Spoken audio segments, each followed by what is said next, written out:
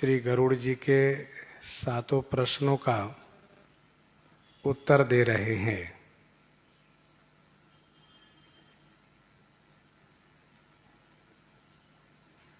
संत और असंत का मर्म विस्तार से वर्णन किए। वर्णन करने का उद्देश्य यह है कि गुण और दोष को देख करके संग्रह और त्याग करें।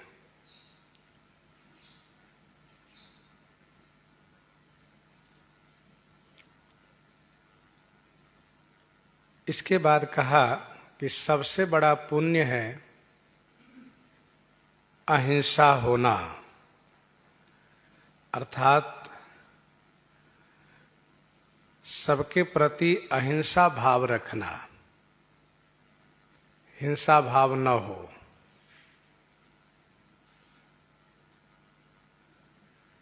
केवल हत्या कर देना ही हिंसा नहीं होता है, बल्कि और भी हिंसा है। किसी के मन को कष्ट पहुंचना भी हिंसा है। किसी को शारीरिक कष्ट पहुंचाना भी हिंसा है। तो प्रयास ये होना चाहिए कि मन से, वचन से, कर्म से किसी को कष्ट न हो, अर्थात अपने मन, वचन और कर्म द्वारा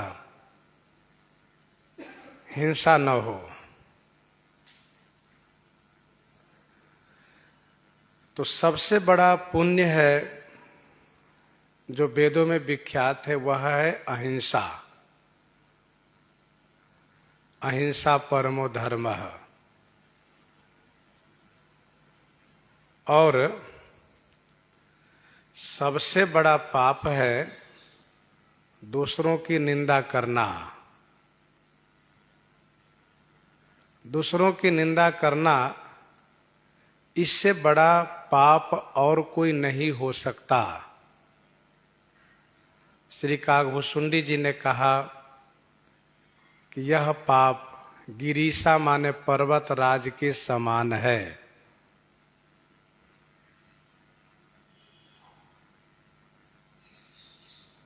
किसी की भी निंदा नहीं करनी चाहिए।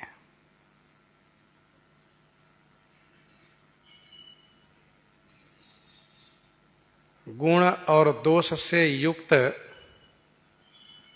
यह सारी सृष्टि है। सभी शरीरधारी गुण दोष से युक्त है। इसीलिए किसी की निंदा करने से कोई लाभ नहीं होता, बल्कि हानि होती है।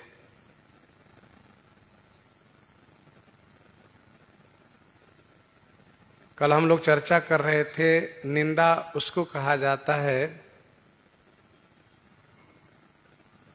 जो अपनी ओर से बना करके दोष कथन किया जाता हो, उसी को निंदा कहते हैं, उसी को अपवाद कहते हैं।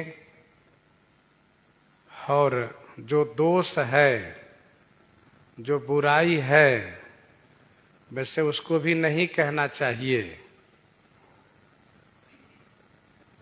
यदि कहने से उसमें सुधार हो रहा हो तब कहने से तो ठीक है, और यदि सुधार नहीं हो रहा हो, फिर यदि उसकी बुराई को कहते हैं जिससे उसको दुख होता है, यह बड़ा पाप है। और यह परिवाद है, और यह सचमुच निंदा है। इसके बाद श्री काकभूषुंडी जी इस सूत्र को लेकर के कुछ निंदकों की गति वर्णन करना शुरू किए।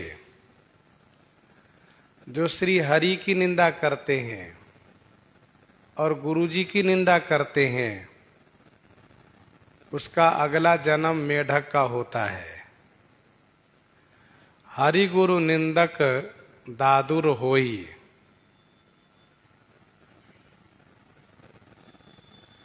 जन्म सहस्र पावतन सोई। सहस्र जन्म माने 1000 बार सोई तन पाव माने वही शरीर प्राप्त वह करता है।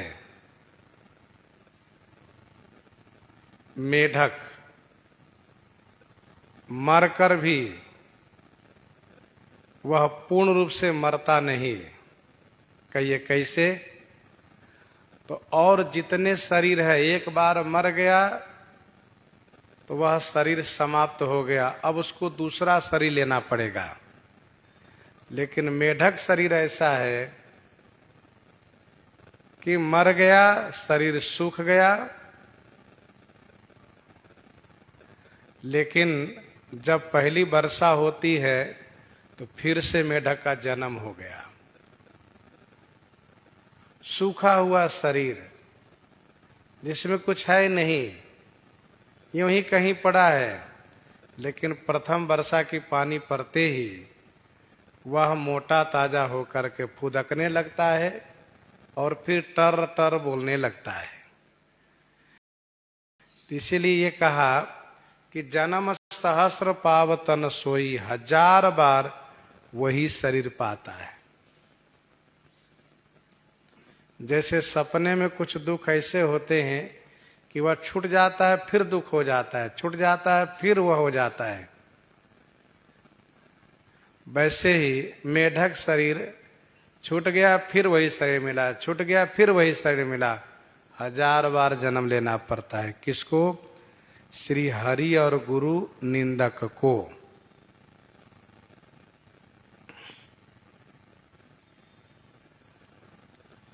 द्विज निंदक बहु नरक भोग करी। जग जनमयी बायस शरीर धरी। द्विज निंदक बहु नरक भोग करी। द्विज निंदक माने ब्राह्मण की निंदा करने वाला, ब्राह्मण जनों के निंदक। बहु नरक भोग करी, बहुत से नरकों में भोग करके, बहुत से नरकों में बहुत काल तक निवास करके, जगत में जब उसका जन्म होता है ना, तो वह 22 शरीर पाता है। 22 माने कौआ, काग। जग जनमय 22 शरीर धरी।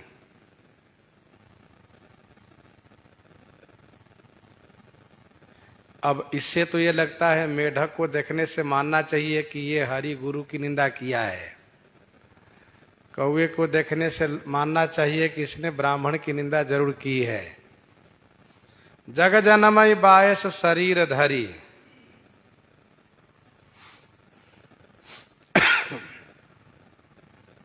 ब्राह्मण पृथ्वी के देवता है। बंदो प्रथम महीसुर चरना। मोह जनित संशय सब हरना। ब्राह्मण की निंदा करना बहुत बड़ा पाप है। ब्राह्मण और गौ, इन्हीं दोनों के द्वारा सभी सत्कर्म संपादित किए जाते हैं।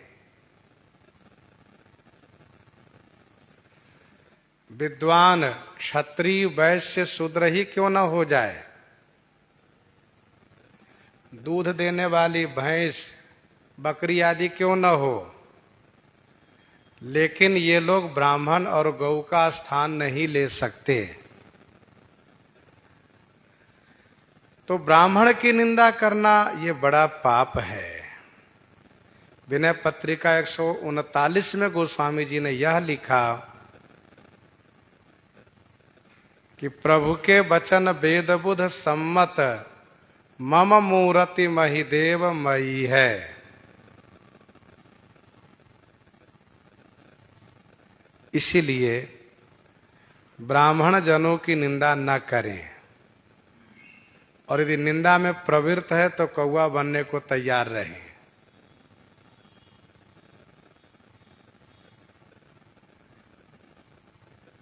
काग, जो कौआ छलिया होता है, मलिन मन वाला होता है, अविश्वासी होता है, पक्षियों में चांडाल होता है। तो पहली बात यह है कि बहुत समय तक नरक में रहना पड़ेगा, बहुत नरकों में। जगत में शरीर मिला भी तो कौए का शरीर मिला, कांव कांव करने वाला, जो किसी को उसकी बोली ही अच्छी नहीं लगती। और सुर श्रुति निंदक जे अभिमानी,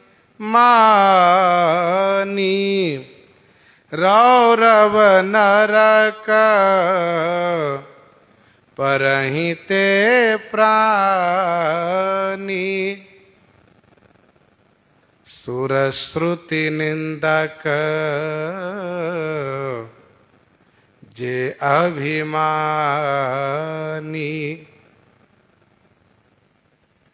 सुर श्रुति निंदक जे अभिमानी। सुर माने देवता, श्रुति माने वेद की निंदा करने वाला निंदक। जे अभिमानी, जो अभिमानी है, ते प्राणी रौरव नरक परहि।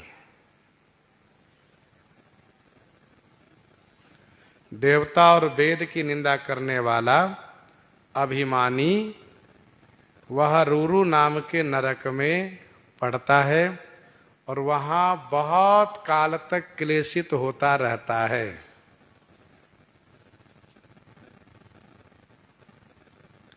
देवता और वेद की निंदा करता है, वह यह कहता है कि देवता कोई दिखाई नहीं देते हैं। ये झूठे देवता देवता कह करके लोग अपने पेट भरने का धंधा चलाते हैं। और वेद, वेद ये कुछ नहीं है। ये वेद उन पंडितों के पेट भरने का साधन है। इस प्रकार से निंदा करते हैं। माँ नहीं मातु पिता नहीं देवा, साधुन सन करवा वही सेवा। तो यह देवताओं को नहीं मानते, वेद को नहीं मानते, आचार्य देवो भव, मातृदेवो भव, पितृदेवो भव को मानता ही नहीं है। बड़ा अभिमानी है।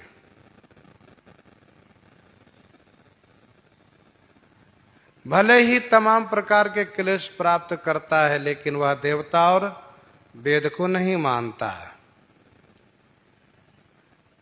दोहावली 464 में वेद के संदर्भ में गोस्वामी श्री तुलसीदास जी ने यह लिखा कि अतुलित महिमा वेद की तुलसी किए विचार। अतुलित महिमा वेद की तुलसी किए विचार, जो निंदत निंदित भय विदित बुद्ध अवतार। जो निंदत निंदित भय विदित बुद्ध अवतार।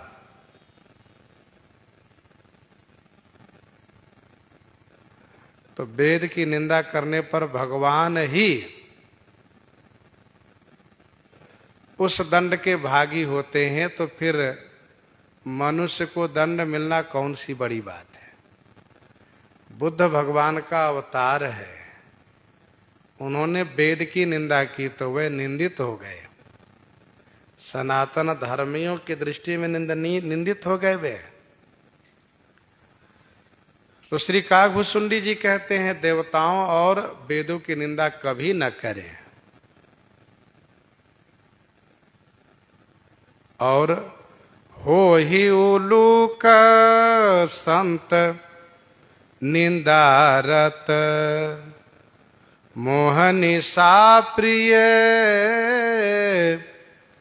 ज्ञान भानुगत। हो ही उलूक संत निंदारत।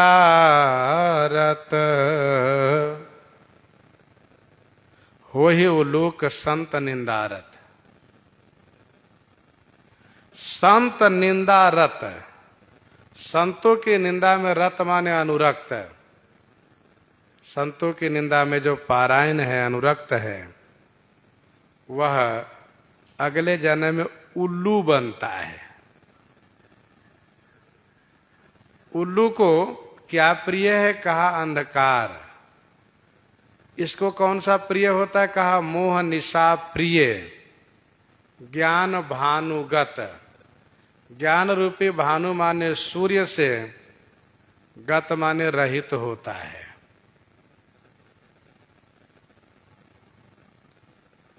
हो ही उलूक संत निंदारत, मोह निशा प्रिय ज्ञान भानुगत।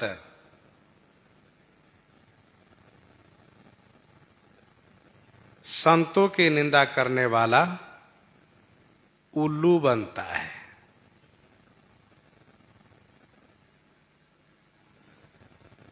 संत जिनके ज्ञान सूर्य के समान है,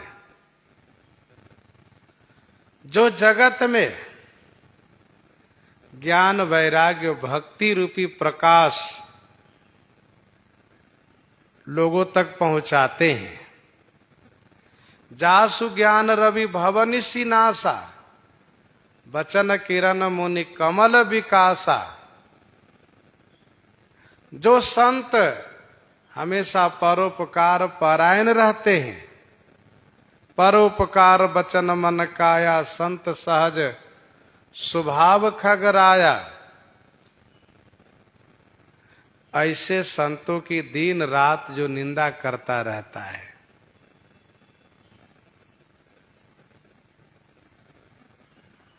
वह उल्लू बनता है। उसको मोह रूपी रात्रि अंधकार प्रिय है। ज्ञान रूपी सूर्य गत माने रहित। ज्ञान रूपी सूर्य उसके जीवन में कभी उदित ही नहीं होते हैं। तो कुछ विशिष्ट जो है, उन लोगों का नाम श्री काकभूषुंडी जी ने लिया कि इनकी निंदा करने से क्या होगा, उनकी निंदा करने से क्या होगा, उनकी निंदा करने से क्या होगा। और इसके बाद कहा कि जो सबकी निंदा करते हैं।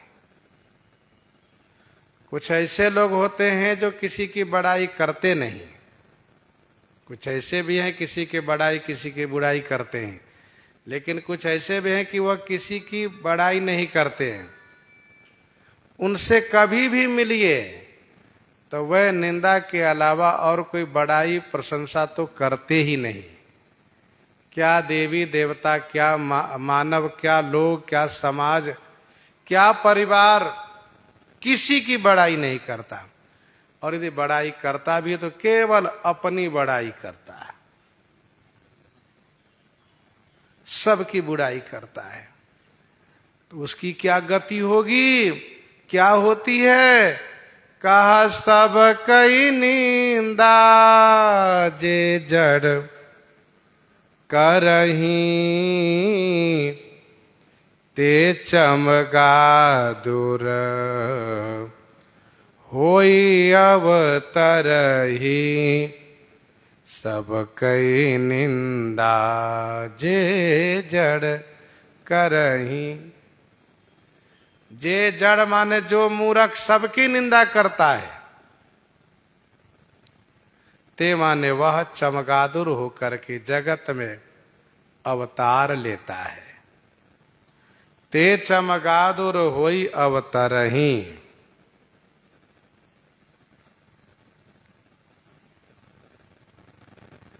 पापियों में शिरोमणि होने के नाते इनका भी अवतार कहा। कैसी बहुरी रावण अवतारा।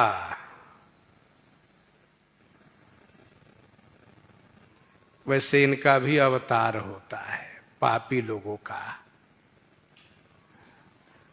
जैसे बहुत बड़े पुण्यात्मा का अवतार होता है, कहते हैं ना, ये मनुष्य नहीं ये देवता है, इनका जन्म नहीं हुआ, इनका अवतार हुआ जगत कल्याण के लिए। तो वैसे ही ये जो महादुष्ट है, महाशैतान, इनका भी अवतार ही होता है। दोनों उदित होते हैं, दोनों प्रकट होते हैं। दुष्ट उदय और संत उदय दोनों उदित होते हैं। दुष्ट उदय अंतर क्या है? जग आरत हेतु, और संत उदय संतत सुखकारी। उदय दोनों का हुआ, दोनों प्रकट हुए,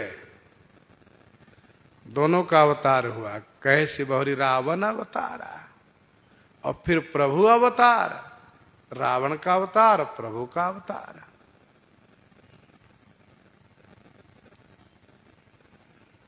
सब कई निंदा जे जड़ करही, ते चमगादुर होई अवतरही।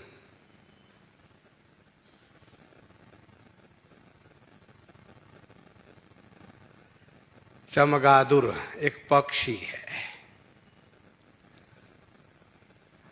उल्टा ही टंगा रहता है। वह उल्टा टंगा रहता है, बड़ा विचित्र पक्षी है वह, देखने से भय लगता है। चमगादुर। और एक उसके जीवन की विडंबना यह है कि उसका मुख ही भक्षण और मल त्याग दोनों के लिए है। अर्थात वह जिस मुख से खाता है उसी से उसका मल का त्याग होता है। ये चमगादुर की विडंबना है। तो सबकई निंदा जे जड़ करही, ते चमगादुर होई अवतरही। एक जगह कहीं प्रवचन में किसी ने कहा कि देखो रावण का भी अवतार हुआ, तो दूसरे वक्ता ने कहा जानते हो चमगादुर का भी अवतार ही हुआ। मानव जी में ये भी लिखा है। इसका मतलब ये नहीं कि रावण की महिमा मंडित करो,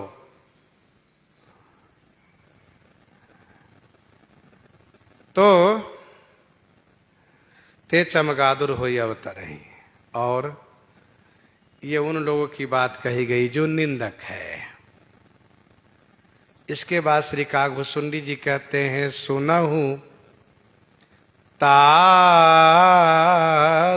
अब मानस रोगा, जिन्हते दुख पावही सब लोगा। सुनहु तात अब मानस रोगा, जिन्हते दुख पावही सब लोगा। हे तात, अब मानस रोगा सुनहु। अब मानसिक रोग को सुनो। जिनते दुख पावही सब लोगा। जिनते अर्थात जिस मानस रोग से सब लोगा माने सब लोग दुख पाते हैं।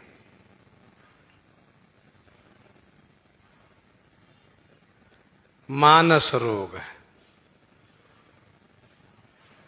व्यापही मानस रोग न भारी, जिनके बस सब जीव दुखारी।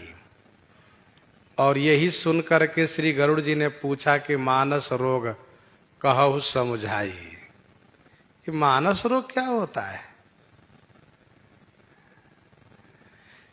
तो श्री गरुड़ जी कहते हैं ये मानस रोग है जिनकी दवा नहीं मिलती है, जिसका डॉक्टर कोई नहीं है। यह रोग ऐसा है कि सबके पास है ही सबके। कोई ऐसा नहीं है जो इस रोग से बचा हुआ हो, लेकिन कोई जान पाता है कि हम मानस रोग से ग्रसित हैं। बहुधा लोग यही कहते ना ना मैं मानस रोग से ग्रसित नहीं हूं। यदि कहे तू मन से बीमार हो तो कहते ना मन से बीमार तुम हो, हम क्यों रहेंगे। मानस रोग सब युग में, सब देश में, सब काल में रहता है।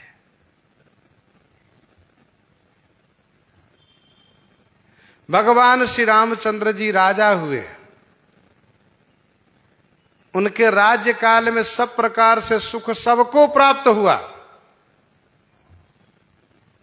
श्री राम राज्य का सुख सबने अनुभव किया, लेकिन उस समय में भी यह बात सुनी जाती थी, जीतहु मनहि सुनिए अस रामचंद्र के राज।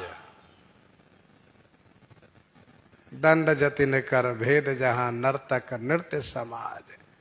भैया हो, मन को जीतो। तो क्या मन जीता हुआ है? नहीं, कहा नहीं।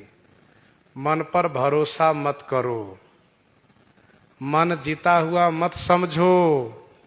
ये किसी भी पल, किसी भी क्षण धोखा दे सकता है। ये बड़ा अजय है। इसीलिए सदैव सावधान रहो।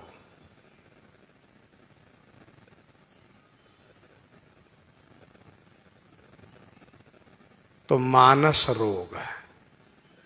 अब सुनो, श्री काकभूषुंडी जी कहते हैं, जिनते दुख पावहि सब लोगा, जिनसे सब लोग दुख पाते हैं। कोई सब प्रकार से धन धान्य से संपन्न है, परिवार से भी संपन्न है, सब प्रकार से उसके पास आधुनिक व्यवस्था है, भौतिक व्यवस्था है, फिर भी वह मन मारे बैठा है। उनसे पूछो क्या बात है, उदास हो? तो वह यही कहता है कि भैया सब तो ठीक है, लेकिन क्या बताऊं, मेरा बेटा मेरे कहने में नहीं रहता है, बस इसी में परेशान।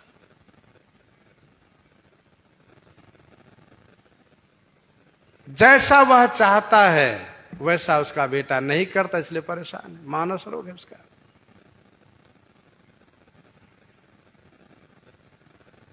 अपनी सोच में सबकी सोच मिला करके चलने का प्रयास करना ही मानस रोग है। बल्कि यह विचार रखना कि सबकी अपनी अपनी सोच है, अपना अपना विचार है, अपने ढंग से सब चल रहे हैं। हमारा जो कर्तव्य है वह कर्तव्य को हम पालन करें, प्रसन्न रहे, खुश रहे। तो सुनहु तात यह मानस रोगा, जिनते दुख पावहि सब लोगा। एक बात और, शारीरिक रोग यह जरूरी नहीं है कि सबको सब रोग हो ही। बहुत ऐसे हैं जिनको कोई शारीरिक रोग नहीं रहता, थोड़ा बहुत हो भी गया तो दवा आदि खाने से ठीक हो गया। वह बहुत ऐसे लोग हैं डॉक्टर के पास जाकर के जांच पड़ताल करवाते हैं, पूरे शरीर की जांच करवाते हैं। डॉक्टर कहता है बिल्कुल ठीक हो, चिंता मत करो। बड़ा खुश होता है वह कि देखो हम सब प्रकार से स्वस्थ है। और तुम कहा, डॉक्टर तो इनको कहा अमुक अमुक रोग होने की संभावना है, नहीं सावधानी रखोगे तो आगे चल करके किडनी फेल हो सकती है, कैंसर हो सकता है, टीबी हो सकती है। बस बेचारे जो थोड़ा बहुत सुख में जीवन जी रहा था, अब वह उस टेंशन में, उस चिंता में जीने लगा कि अब क्या करें, कहीं ऐसा न हो कि वह कैंसर न हो जाए, वह रोग, भारी रोग, राज रोग ना आ जाए, टीबी न हो जाए, अथवा किडनी फेल न हो जाए। 2-3-4 कुछ ऐसे रोग हैं जिनके बारे में बड़ी प्रसिद्धि है। तो इसीलिए ये मानस रोग, शारीरिक रोग को जरूरी नहीं सबको हो, लेकिन मानस रोग सबके पास है, चाहे हम हो या आप हो, कोई भी हो, सबके पास मानस रोग है। राग द्वेष में सबका जीवन चल रहा है।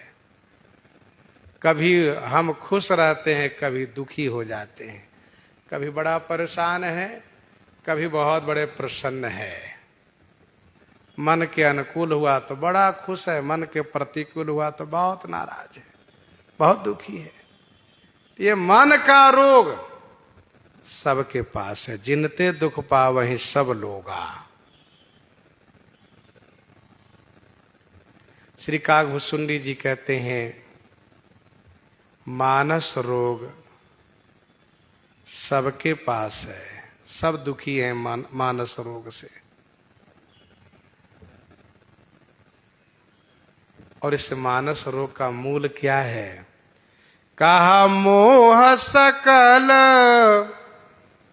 व्याधिन कर मूला, तिन्हते पुनि उपजई बहुसूला। मोह सकल व्याधि न कर मूला। समस्त व्याधियों का मूल क्या है? मोह। तिनते पुण्य उपजई बहुसूला। तिनते माने उनसे, पुण्य माने फिर बहुत सूल उत्पन्न होता है। मानसिक समस्त व्याधियों का मूल है मोह। मोह माने पारिवारिक आसक्ति।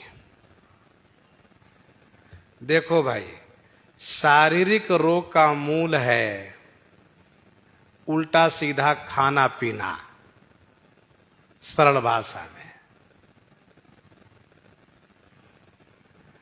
यह शारीरिक रोग का मूल है। खास करके रजोगुणी जिसका आहार है,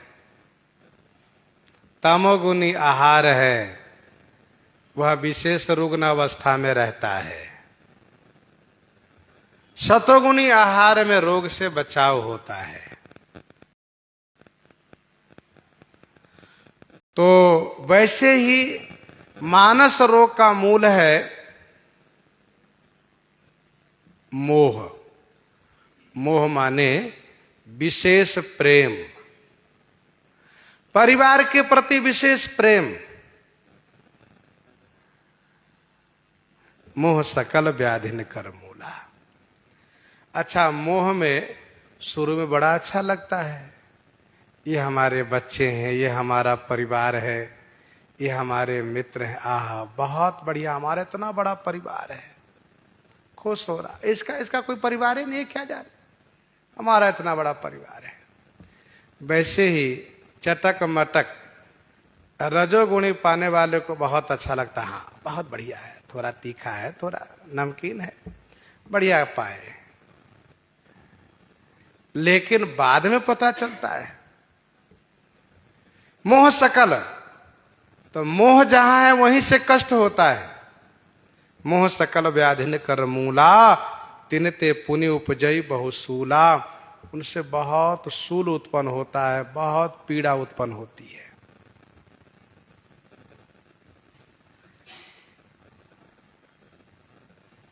तो मानस रोग का मूल क्या है? मोह।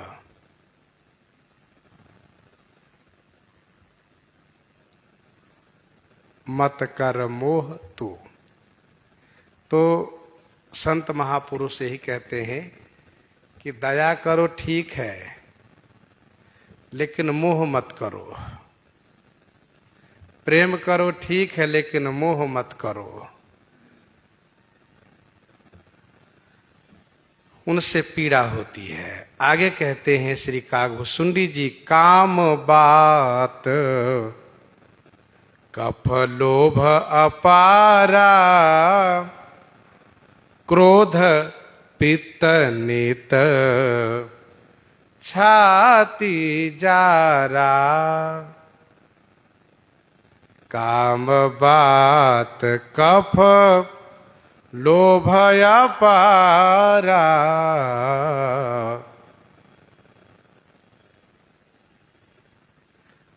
गोस्वामी श्री तुलसीदास जी महाराज आयुर्वेद शास्त्र कि जो सार विषय है उसको इस मानस रोग के माध्यम से श्रीमद् रामचरितमानस जी में प्रस्तुत किए।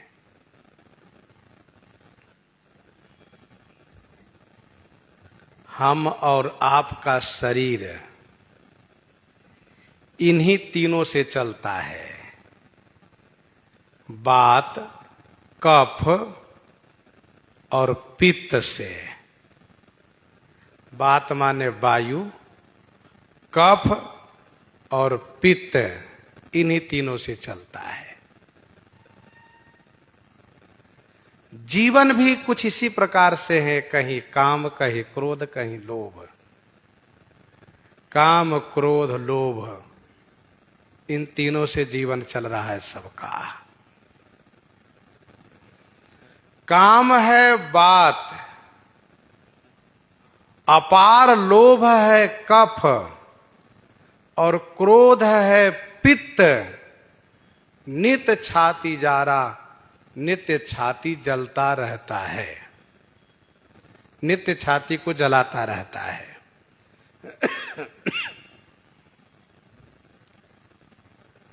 किसी के शरीर में वात की अधिकता है, किसी के शरीर में कफ की अधिकता है, किसी के शरीर में पित्त की अधिकता है। वैसे ही जीवन में किसी के जीवन में काम की प्रधानता है, किसी के जीवन में क्रोध की प्रधानता है, किसी के जीवन में लोभ की प्रधानता है। कोई लोभी है, कोई क्रोधी है, कोई कामी है। ये प्रायः ऐसे ही देखा जाता है। तीनों में एक प्रबल हमेशा सबके साथ रहता है।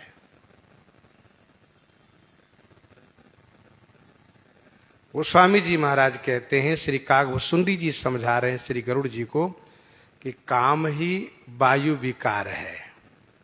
ध्यान दीजिएगा, काम को बात कहा, बात ये वायु विकार, पवन, शरीर में पवन चल है, पूरे शरीर में चल है, वो चलायमान है। काम भी चल है। कामना में मनुष्य स्थिर नहीं रह सकता, वह चलायमान रहता है। बहुत जल्दी जग गए हो भैया, क्या बात है? अरे भैया काम था। अच्छा, बहुत तेजी से चले जा रहे थे, क्या बात है? काम से जा रहे थे। काम ही जुड़ा हुआ है, हर चीज में उसका काम जुड़ा है। काम चल है, काम वात है, शरीर के अंदर में वात चल है। ये पवन ही, वायु ही पूरे शरीर को चलायमान रखता है अंदर में। आप यदि विचार करके देखें तो जिस अंग से, जहां से वो बात का चलना बंद हो जाए, बात न चले, तो वह अंग शून्य पड़ जाएगा। कह देंगे तो शून्य हो गया। बात की गति रोकते ही वह अंग शून्य हो जाता है, निर्बल हो जाता है वह। तो काम बात, कफ लोभ अपारा, अपार लोभ ही कफ है। तो बात जो है ना, यही कफ और पित्त को चलाता रहता है। ये बात और पित्त जो है स्थिर रहता है, लेकिन उसको चलायमान रखता है वह। तो अपार लोभ कफ है, अपार लोभ, क्योंकि लोभ की कोई सीमा नहीं है। काम की भी एक सीमा है, काम का भी एक समय है, लेकिन लोभ की न सीमा है न लोभ का समय है। लोभ अपार है, जितना मिलता जाए उतना ही लोभ बढ़ता जाता। भैया और मिल जाए। जिमि प्रतिलाभ लोभ अधिकाई, काटत बढ़ई शीस समुदाय। मन में संतोष नहीं होता कि बहुत हो गया, और मिल जाए, और मिल जाए।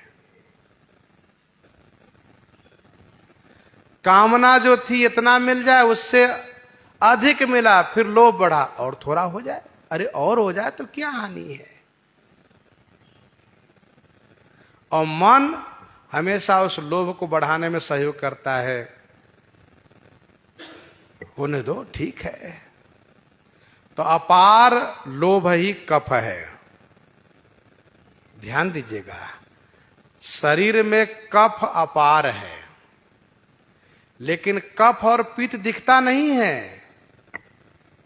कफ चिकना है, शरीर में छुपा रहता है, पर वह है अपार। वैसे ही लोभ छुपा रहता है, दिखता नहीं, लेकिन अपार लोभ है। अच्छा, कफ को अपार लोभ से उपमित क्यों किया गया? क्योंकि यही कफ बढ़ते बढ़ते बढ़ते जब ऐसा बढ़ता है एक दिन कि प्राणांत हो जाता है। कफ के बढ़ने से ही इंद्रियां अवरुद्ध हो जाती है। बात जो पंच प्राण वायु है वह अवरुद्ध होने लगता है। ये समस्या होती है, फिर मृत्यु होती है। कफ के बढ़ने से ही मृत्यु होती है। कभी भी मरने वाले ऐसा व्यक्ति हो जिनका लक्षण पूरा हो, कभी नहीं बच पाएगा, तो उसके गले में गड़गड़ाहट होगा और एकदम से कफ बढ़ता है, उसी में उसकी मृत्यु होती है कफ के कारण। तो कफ लोभ अपारा। और क्रोध पित्त, ये क्रोध पित्त है। पित्त जो है हमारे आपके अंदर में, यह ज्वलनशील है। पित्त बढ़ने से शरीर जलने लगता है। पित्त के बढ़ने से तमाम सारे रोग होते हैं, बुखार आदि हो जाता है, जलन होता है। तो क्रोध ही पित्त है। पित्त हमेशा शरीर को जलाता है। और यहां पर श्री काकभूषुंडी जी कहते हैं पित्त तो छाती को हमेशा जलाता है। जो व्यक्ति ये कहता हो कि अरे मेरी छाती बहुत जलन हो रही है हो, तो समझना चाहिए इसका पित्त बढ़ा हुआ है। उल्टी आदि हो तो भले उसको थोड़ी शांति मिल जाने, तो परेशान रहेगा वह।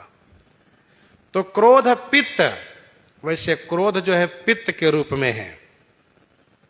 क्रोध भी जलाता है। क्रोध व्यक्ति को जलाता है। जो क्रोध करता है वह ये सोचता है कि हम दूसरों को जो हम कुछ कहेंगे तो वह जलेगा, वह जलेगा बाद में, लेकिन हम पहले जलते हैं। तो क्रोध पित्तवत है, जो नित्य छाती को जलाता है।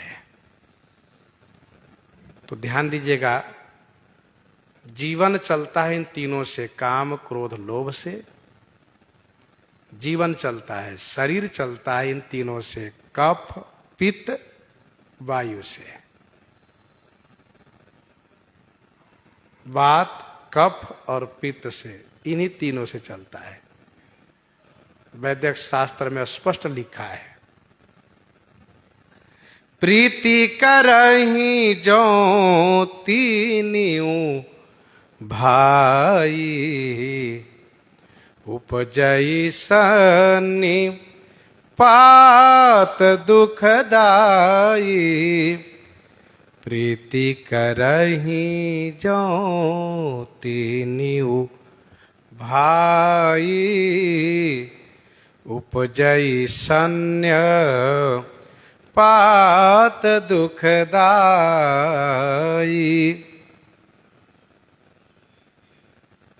जो तीनों भाई प्रीति करें, जो यदि तीनों भाई साहब आपस में प्रेम कर लें तो दुखदाई सन्निपात उपजई। इसे लगता है तीनों भाई में आपस का प्रेम नहीं रहता है। बात कफ और पित्त, ये तीनों बराबर शरीर के अंदर नहीं है। इन तीनों की एक मात्रा है, एक सीमा है। वैसे ही काम क्रोध और लोभ, ये तीनों एक जैसा मनुष्य के जीवन में नहीं रहता है। अभी आपने थोड़ी देर पहले सुना किसी का शरीर कफ प्रधान है, सर्दी जुकाम से परेशान रहता है हमेशा वो। किसी का शरीर पित्त प्रधान है, जब देखो बुखार से परेशान रहता है।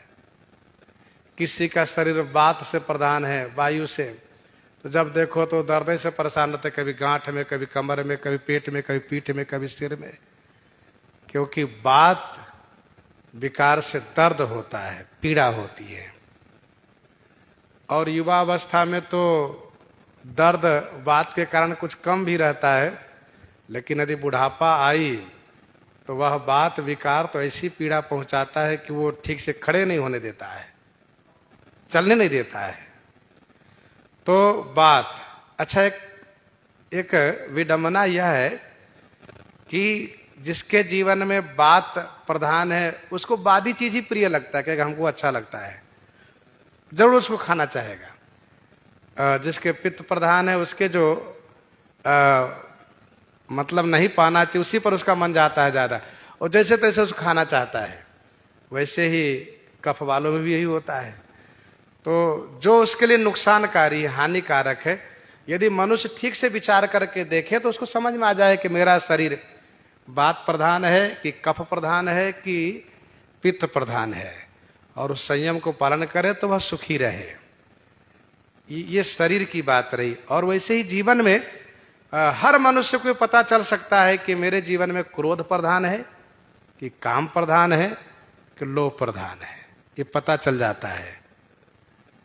तो ध्यान ये रखना चाहिए कि हमारे जीवन में हमें पता चल गया कि हमारे जीवन में काम प्रधान है, संयम रखे, क्रोध प्रधान है तब भी संयम रखे, लोभ प्रधान है तब भी संयम रखे, सावधानी बरते हम, तब तो बचाव हो सकता है। तो प्रीति करहि जो तीनियों भाई उपजय सन्निपात दुखदाई। सन्निपात, ये सन्निपात किसको कहते हैं? सन्निपात कहते हैं पागलपना को, सन्निपात कहते हैं पागलपना को, और सन्निपात कहते हैं बुखार बिगड़ने को सन्निपात कहते हैं। जिसका बुखार बिगड़ जाता है तो उसको कहते हैं बुखार बिगड़ गया, लेकिन बुखार बिगड़ा नहीं, सही तो यह है कि कफ पित्त वायु तीनों प्रकोप कर गया, तीनों एक जैसा हो गया, ये तीनों एक हो गया। गुणकृत सन्निपात नहीं के ही, गुणकृत सन्निपात नहीं के ही, को न मान मद तजव निवेही। और सन्निपात जलपसी दुर्बादा, वैसे काल बस खल मनुजादा। सन्निपात होने जिसको हो जाता है वो बरबराता बहुत है, बहुत बोलता है वह। जब सन्निपात की बात आती है तो मुझे एक बात याद आ जाती है। मैं जब बहुत छोटा था तो एक संत जी की सेवा में मैं गया था, तब गृहस्थ आश्रम में ही था। तो संत जी वृद्ध थे, उनको इतना बुखार हो जाए, इतना बुखार हो जाए, बड़बड़ाने लगे उसी में। और वे हमसे कहे कि देखो अमुक जगह मिठाई रखी, खा लेना, अमुक जगह अमुक लड्डू रखा है, अमुक जगह अमुक चीज रखा, अब कहीं कुछ न रहे, सब झूठी बात, और बड़ी बड़ी बातें करें, बड़बड़ाएं। फिर डॉक्टर आवे, उनको उसी दवा दे, तब जाकर के वे ठीक हो, सो जाए। फिर पूछा जाए कि कहाँ क्या रखा, अरे हम कब बोले इस बात को, उनको खुद ही याद नहीं क्या बता रहे थे वैसे। तो सन्निपात में उसका दिमाग काम नहीं करता है, वो पागल हो जाता है। और सन्निपात यदि बढ़ गया ज्यादा तो फिर मृत्यु होती है, वो बच नहीं पाएगा फिर वह। तो प्रीति करहि जो तीनों भाई उपजहि सन्निपात दुखदाई। वैसे ही जिसके जीवन में काम प्रधान है वो भी परेशान होता है, जो क्रोध प्रधान है वो भी दुखी रहता है, लोभ प्रधान है वो भी परेशान, यदि ठीक से वो विचारवान है तो परेशान होता है, समझता है कि मेरे जीवन में क्या करे, लोभ प्रधान है, बड़ी चाहना होती है। कोई सोचता हमारे जीवन में क्रोध प्रधान है, जब देखो तो गुस्सा आती है। और किसी के जीवन में काम प्रधान है, जब देखो तो काम वाली बात आ जाती है, वासनात्मक भाव आता है। यदि वह विचारवान है तो वो समझता है कि हमारे जीवन में क्या प्रधान है। लेकिन यदि जिसके जीवन में काम, क्रोध और लोभ तीनों प्रबल हो जाए तो उसकी क्या दशा होगी। उसके लिए दो ही स्थान है, या तो इस संसार के कारागार है, या तो नरक के द्वार है। या तो जेल जाएगा या तो नरक जाएगा। दो ही रास्ता उसके लिए है। तो प्रीति करहि जो तीनों भाई, उपजहि सन्निपात दुखदाई। आगे कहते हैं विषय मनोरथ दुर्गम नाना, ते सब सूल नाम को जाना। विषय मनोरथ दुर्गम नाना, नाना दुर्गम विषय मनोरथ। नाना माने अनेक, दुर्गम माने कठिनता से प्राप्त होने वाला, विषय मनोरथ माने विषय की चाहना, विषय का मनोरथ करना। ते सब सूल, ये सभी सूल है। नाम को जाना, श्री काकभूषुंडी जी कहते हैं इनके नाम को कौन जान सकता है, अर्थात कोई भी नहीं। अनेक दुर्गम विषय मनोरथ, अनेक कठिनता से प्राप्त होने वाला विषय का मनोरथ, चूंकि उसको पता है कि मुझे मिल नहीं पाएगा, फिर भी मनोरथ किए जा रहा है। हमें अमुक चीज मिलना चाहिए, हमें अमुक चीज मिलना चाहिए, शरीर के सुख के लिए, शरीर की सुविधा के लिए अमुक अमुक चीज चाहिए। तो विषय संबंधित जो अनेक दुर्गम मनोरथ है, विषय 5 है, शब्द, स्पर्श, रूप, रस और गंध। इन 5 विषय परक जो अनेक कठिनता से प्राप्त होने वाला मनोरथ है, यही ये सब सूल है। सूल माने पीड़ा है। नाम को जाना, नाम कौन जान सकता, अर्थात कोई भी नहीं। ममता दादु कंडु ईर्षाई, हरस विषाद गरह बहुताई। ममता दाद कंडु ईर्षाई, हरस विषाद गरह बहुताई। ममता क्या है? काहे दाद है।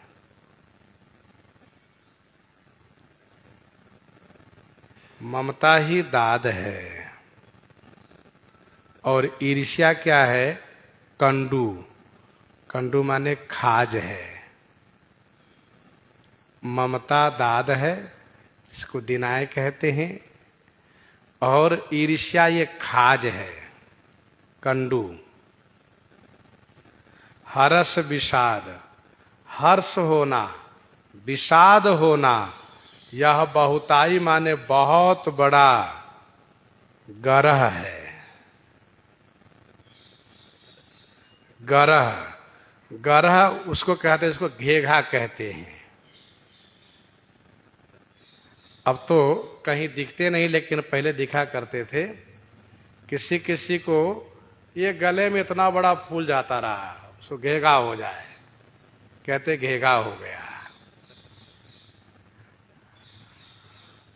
बहुत फूल जाता रहा, गर्दन इसको यूं होना ही नहीं है, इतना फूला तो क्या होगा, इसे उड़ाता रहा। पहले ये भी होता रहा कि अमुक अमुक जगह की पानी ऐसा खराब है, अमुक अमुक जगह की पानी ऐसा खराब है कि वहां का पानी पीने वालों घेघा हो ही जाना है। तो ममता दादु कंड ईर्षाई, हरस विषाद गरह बहुताई। वैसे गरह को किसी किसी ने कहा कंठमाला, कंठमाला भी कहा गया है, लेकिन विशेष रूप से अर्थ ये किया गया गरह माने घेघा। और घेघा का मतलब आप समझे रहिए, गले में बहुत बड़ा मांस का लोथरा और नीचे लटकने लगता है, फूल जाता है वहां, और वो जल्दी ठीक नहीं होता है। जिसको हो गया तो हो गया,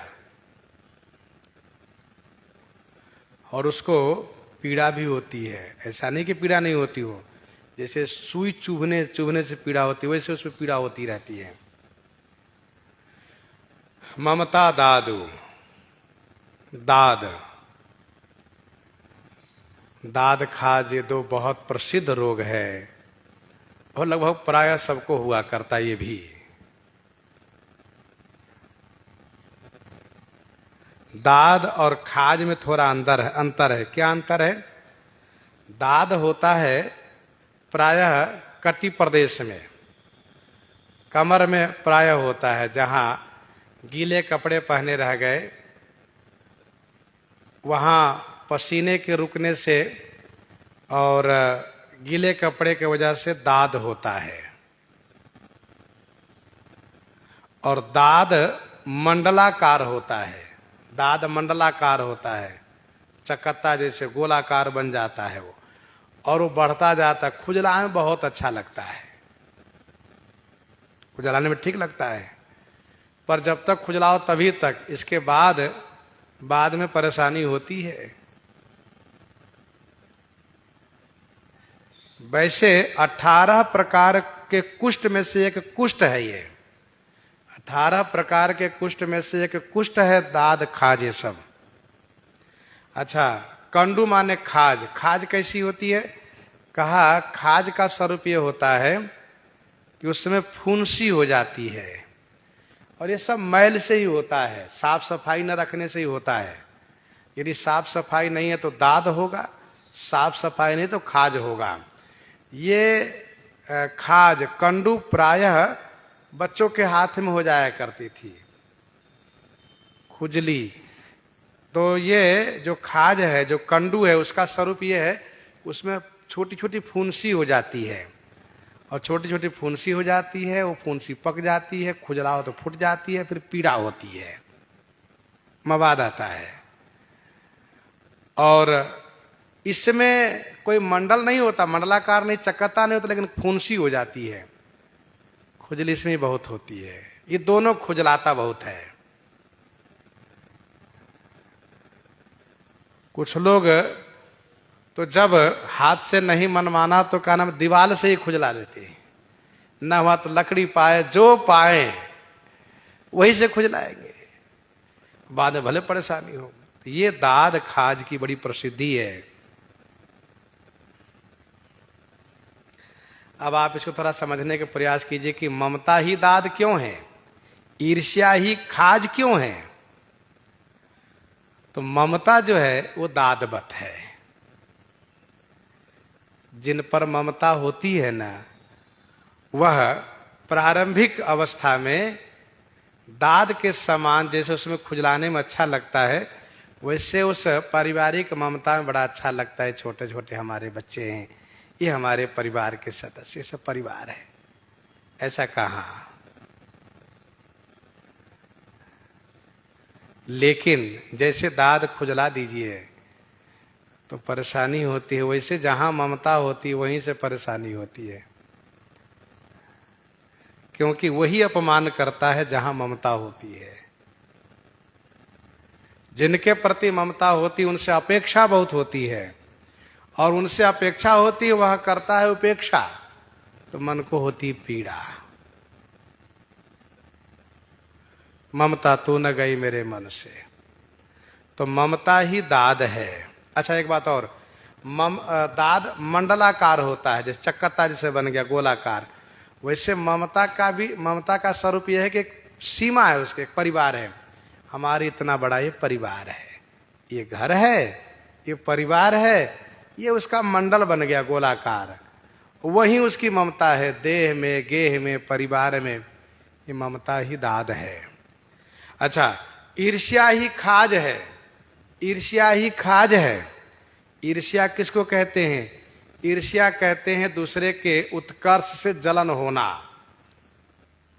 देखी न सकहीं पराई विभूति, दूसरे के वैभव, दूसरे के उत्कर्ष, दूसरे की संपत्ति, दूसरे के सुख से जलन होना, ये ईर्ष्या है। तो दूसरों के उत्कर्ष, संपत्ति को देकर के जलन होना, ये क्या है? कंडू है, जो फुंसीवत है। अच्छा, एक दो फुंसी नहीं, जहां खाज होगा, जहां कंडू होगी, वहां बहुत फुंसी हो जाती, छोटी छोटी फुंसी का फैलाव हो जाता है, बढ़ता ही जाता है, वो वैसे जिसके अंदर में ईर्ष्या है वो ईर्ष्या बढ़ती जाती है, ईर्ष्या कम नहीं होती है। तो ईर्ष्या ही कंडू है, खाज। आप सोचेंगे कि बताओ दाद और खाज में इतनी खुजली होती कि दीवार के लकड़ी का प्रयोग करते हैं लोग। तो ध्यान दीजिएगा, भगवान जब कच्छप अवतार लिए और उनके पीठ पर जब मंदराचल घुमाया गया, घर घर जब घुमाया गया, मंथन हुआ उससे समुद्र का, तो किसी भक्त ने पूछा, जय जय प्रभु, आपको तो बड़ी पीड़ा हुई होगी पीठ में। कहा अरे नहीं नहीं, कोई पीड़ा नहीं हुई। तो क्या सुख हुआ? कहा ये कैसा सुख आपको हुआ? कहा मैं सैया पर सोए सोए पीठ में खुजली हो गई थी, जब मंदराचल घुमा तो मेरे पीठ की खुजली दूर हो गई। ऐसा?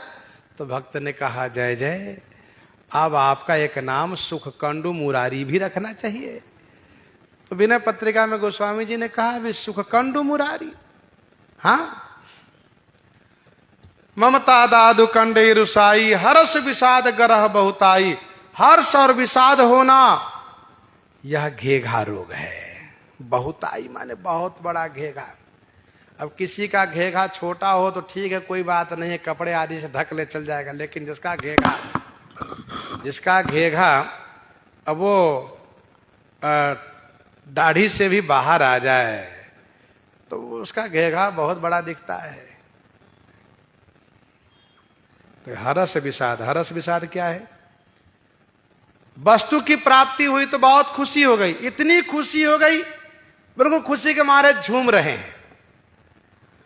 और यदि उस वस्तु की हानि हो गई तो बैठे रो रहे हैं, विषाद हो गया। अरे भाई सामान्य रूप से रहो। नहीं नहीं, ये हमारी वस्तु चली गई, कैसे वस्तु मिलेगी? बहुत परेशान रो रहा है। अरे वस्तु नश्वर है, वो तो चली गई, तो कल तो उसको जाना ही था। कहा नहीं नहीं। तो हर्ष होना, विषाद होना, वस्तु की प्राप्ति पर बहुत खुशी होना और उसके नष्ट हो जाने पर बहुत विषाद होना, यही घेघा है। घेघा छुपाए देखी जरनी सोई छई, कुष्ठ दुष्टता मन कुटिलई। अब टीबी रोग, कुष्ठ रोग, डमरुआ रोग, नेहरुआ रोग, जलोदर रोग और जरैया तेहैया चौथैया रोग, इन सब के बारे में श्री काकभूषुंडी जी आगे वर्णन कर रहे हैं। सो प्रसंग आगे श्रवण करेंगे। यहीं पर हृदयांगम करते हुए आइए श्रवण करते हैं श्री भक्तमाल जी से। श्री राम